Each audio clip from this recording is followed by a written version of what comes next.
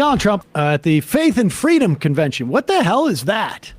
It's like a big evangelical conference. Yeah, I mean, that was in Nashville this week. I have got to tell you all that I'm not going to have the guy from the God Squad I had before, but I'm still on Team God. Team Faith. Faith is good. Freedom, very good. Faith, good, freedom, also very good. But I just want to make it clear, even though God Squad guy not with me next time, still respect for him because he's with the God Squad. Here is Donald Trump. Sort of, with Mike Pence. The good news is very few people watched it. One guy got up and said that he heard me calling Mike Pence a wimp. Now, in honesty. Now pause it for 1 second. Now, this is one of those occasions where you see Donald Trump actually slightly embarrassed by some of his own language. Yeah, censoring himself. He is talking about the January 6th hearings where Mike Pence's lawyer said Donald Trump referred to Mike Pence as the P word. And in fact, I believe, didn't Ivanka also say that? Wimp. Yes. Wimp. P word. P word. P's operative. Pim. The P is silent in wimp. It's because the P is the most powerful letter in wimp. But here he is denying that he said that I called him a P word. The Faith and Freedom Conference, not the place to go blue. Yeah. News is very few people watched it. One guy got up and said that he heard me calling Mike Pence a wimp. Now, didn't Ivanka say that too? I'm the president of the United States. I'm sitting, I think they said at my desk, he's a wimp. How many people listen to me? It's like, I don't even know who these people are. But I never called Mike Pence a wimp. I never called him a wimp. Mike Pence had a chance to be great. He had a chance to be, frankly, historic. Pause it for 1 second. It is true. He did not call him a wimp. That's pretty impressive. They said, the lie was in what they said I said, not in what I said. I just lied about what they said I said, and then I denied that I ever said wimp, which I never did. See, I didn't lie about what I said about Mike. I just said I just told a lie about what they said I said. I didn't say grab him by the vagina. I never said that. I never called Mike Pence a vagina. Never. Pence a wimp? I never called him a wimp. Mike Pence had a chance to be great. He had a chance to be, frankly, historic.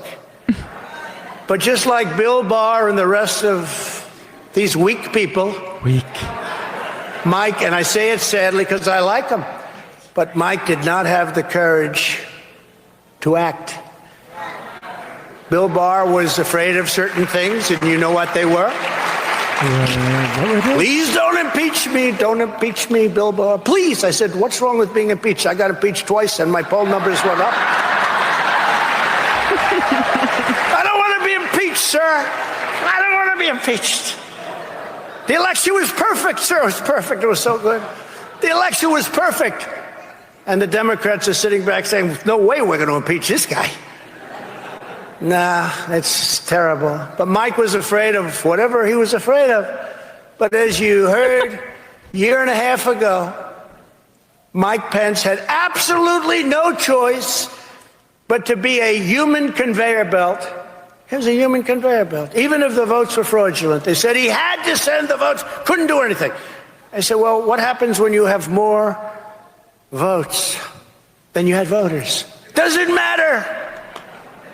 It doesn't matter. Nothing matters. Detroit, see what happened there? So, a human conveyor belt, wow. He's a human conveyor belt. I'm a much more active piece of machinery. I'm a bulldozer. Conveyor belts. They're for the P words. I mean, this is an important project for Trump here because he's going to have to replace Pence on the ticket in 2024 with another God Squad person, and he has to show why there was a problem like that. I still like him. I like him. He was just afraid. Now, again, I want to get back to this point. We made this point with Digby on Friday, and Jamal Bowie wrote something similar over the weekend. We're hopefully going to have him on Friday, just coincidentally. Oh, he is on? Oh, good. He's going to be on this Friday. So maybe we'll talk a little bit more about that. But Mike Pence's attorney testified that they had Eastman in his office for hours.